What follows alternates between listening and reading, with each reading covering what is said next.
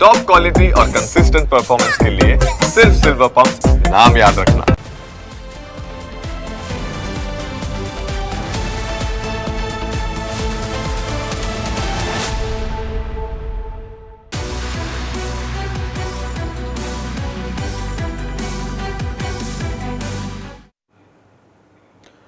કરોડોનું દાન આવે છે, કોઈ રોકડા આપે છે તો કોઈ દાગીના આપે છે। સામાન્ય રીતે દરેક મંદિરમાં દર વર્ષે મંદિરનો હિસાબ લોકો સમક્ષ રજૂ કરવામાં આવતો હોય, પરંતુ ગુજરાતમાં એક એવું મોટું મંદિર છે જેનો હિસાબ જ જાહેર કરવામાં આવતો નથી અને તેને લઈને હવે વિવાદ ઊભો થયો છે। સવાલ એ પણ ઉઠી રહ્યો છે કે શું રામ મંદિર જેવી કોઈ ગેરરીતિ તો આ મંદિરની અંદર ચાલતી નથી ને?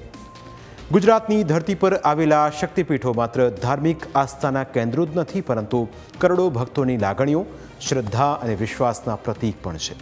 એમાં બહુચરાજી માતાજીનું મંદિર એક એવું પવિત્ર ધામ છે જ્યાં દરરોજ હજારો અને વર્ષે લાખો ભક્તો માતાજીના દર્શન માટે આવે છે। પોતાની મનોકામના પૂર્ણ થતાં ભક્તો માતાજીના ચરણોમાં રોકડ, સોના ચાંદીના દાગીના અને કિંમતી આભૂષણો અર્પણ કરીને પોતાની અખૂટ શ્રદ્ધા વ્યક્ત કરે છે। ખાસ કરીને ચૈત્રી પૂનમના પવિત્ર મેળા દરમિયાન અંદાજે 4 થી 5 લાખ જેટલા શ્રદ્ધાળુઓ માતાજીના દર્શન કરવા પહોંચે છે, જે આ મંદિર પ્રત્યે લોકોની અતૂટ આસ્થાનો જીવતો પુરાવો છે। પરંતુ છેલ્લા કેટલાક સમયથી ભક્તોમાં એક એવો પ્રશ્ન ઉઠી રહ્યો છે જે માત્ર આર્થિક બાબત નથી, પરંતુ વિશ્વાસ અને પારદર્શિતા સાથે પણ સીધો સંબંધ ધરાવે છે। પ્રશ્ન એ છે કે જ્યારે ભક્તો કરોડો રૂપિયાનું દાન અને કિંમતી આભૂષણો માતાજીને અર્પણ કરે છે, ત્યારે આ દાનનો વાર્ષિક હિસાબ જાહેર કેમ કરવામાં નથી આવતો? હાલમાં જ એક પાવતીનો ફોટો સોશિયલ મીડિયા પર વાયરલ થયો। એક શ્રદ્ધાળુએ અમુક રોકડ રકમ દાન આપી, જેના બદલામાં તેને પાવતી આપવામાં આવી, પણ આ પાવતીને ધ્યાનથી જોશો તો 11 જુલાઈના રોજ ફાળવવામાં આવેલી આ પાવતીમાં રકમ 0 લખવામાં આવી છે। આ પાવતી ટેકનિકલ ભૂલથી બની ગઈ છે કે પછી ઇરાદાપૂર્વક બનાવાઈ છે તે તપાસનો વિષય છે, પરંતુ શ્રદ્ધાળુઓમાં ચર્ચાનો વિષય દાનની રકમનો છે। તેવામાં મંદિરના નાયબ વહીવટદારને જ્યારે આ બાબતે ટેલિફોનિક વાતચીત કરીને સવાલ કરવામાં આવ્યો તો તેઓ ગણતરી માટે એસઓપી નક્કી કરવાની વાતો કરવા લાગ્યા। કારણ માનવીય ભૂલ હોઈ શકે છે મારા માનવા મુજબ, કારણ કે અમે રોજે રોજની પાવતીનું મેળવણું કરવામાં આવે છે અને પાવતીમાં જે હોય એ પ્રમાણે દાન સ્વીકારવામાં આવે છે, પણ આ કયા કારણોસર આ ઘટના બની, કદાચ કોમ્પ્યુટરની કે પ્રિન્ટરની કોઈ મિસ્ટેક થઈ કે માનવીય ભૂલ, એને એન્ટ્રી કરવામાં કોઈ ભૂલ થઈ, એ તપાસ કરીને પછી જણાવી શકાય। હાલ એમ કે આજે 15 દિવસથી રજા ઉપર છું મારા મેડિકલ કારણોસર, એટલે હાલ હું એ બાબતમાં વધારે નહીં કહી શકું।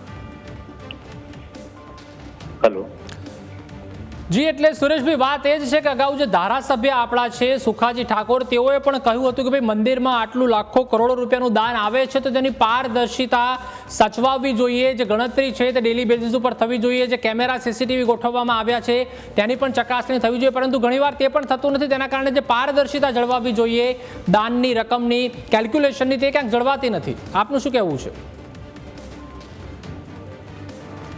હેલો, સીસીટીવીમાં જ ગણતરી કરવામાં આવતી હતી, હમણાંથી તો બંધ જ છે, લગભગ એકાદ મહિના થોડા દિવસથી બંધ છે।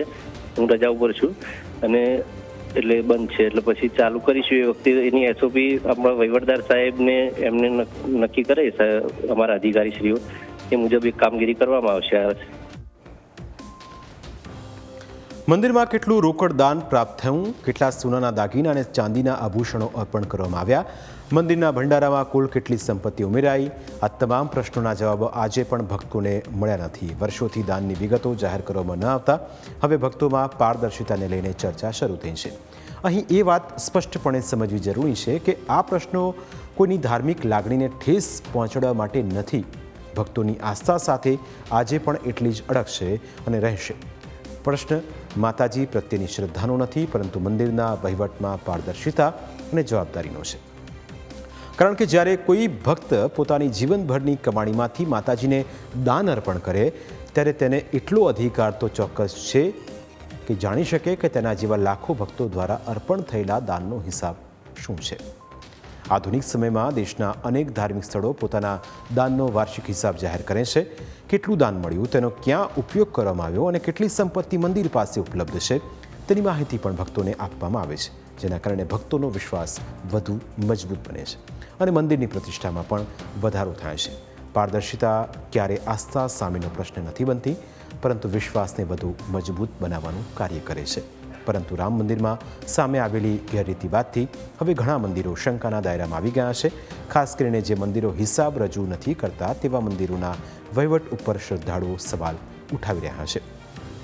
બહુચર માતાજીનું મંદિર પણ તેમાં સામેલ છે. અહીં આવતો દરેક ભક્ત પોતાની મનોકામનાઓ, પોતાની ખુશીઓ અને પોતાની દુઃખો માતાજીના ચરણોમાં સમર્પિત કરે છે. આવી સ્થિતિમાં મંદિરના દાનનો હિસાબ જાહેર કરવો એ માત્ર વહીવટી જવાબદારી જ નથી, પરંતુ ભક્તો પ્રત્યેની નૈતિક જવાબદારી પણ બની જાય છે.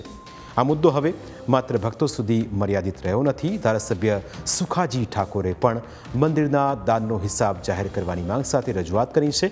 લોકપ્રતિનિધિ દ્વારા ઉઠાવવામાં આવેલા આ પ્રશ્ન પછી પણ જો દાનની વિગતો જાહેર થતી નથી તો સ્વાભાવિક રીતે અનેક પ્રકારના પ્રશ્નો અને શંકાઓ જન્મે છે. જો મંદિરના વહીવટમાં બધું જ સુવ્યવસ્થિત અને પારદર્શક હોય તો પછી દાનની વિગતો જાહેર કરવામાં સંકોચ શા માટે? આ એક મોટો સવાલ છે. ભક્તો આજે માત્ર એટલું જ જાણવા માગે છે કે માતાજીના ચરણોમાં અર્પણ થતું દાન ક્યાં અને કેવી રીતે ઉપયોગમાં લેવામાં આવે છે. મંદિરના વિકાસ કાર્યો, ભક્તોની સુવિધાઓ અને અન્ય ધાર્મિક કાર્યો માટે તેનો ઉપયોગ થાય છે તો તેની માહિતી પણ જાહેર થવી જોઈએ, કારણ કે પારદર્શિતા એ વિશ્વાસનો સૌથી મજબૂત આધાર છે. આજે સમયની માંગ એ છે કે ભક્તોની લાગણીઓનું માન રાખીને વાર્ષિક અહેવાલ જાહેર કરવામાં આવે, કારણ કે માતાજીને અર્પણ થતું દરેક દાન માત્ર રૂપિયા કે આભૂષણો નથી, પરંતુ તે ભક્તોના વિશ્વાસ, શ્રદ્ધા અને સમર્પણનું પ્રતીક છે. આ વિશ્વાસની જાળવણી માટે પારદર્શિતા રાખવી જરૂરી છે, કારણ કે સવાલ એ છે કે મંદિરની અંદર આખરે દાન આવે છે તો પછી દાનત કોની બગડી? પ્રાઇમ 9માં આજે બસ આટલું જ. ફરી મળીશું આપને સ્પર્શતા મુદ્દા સાથે. ત્યાં સુધી રજા આપશો. નમસ્કાર.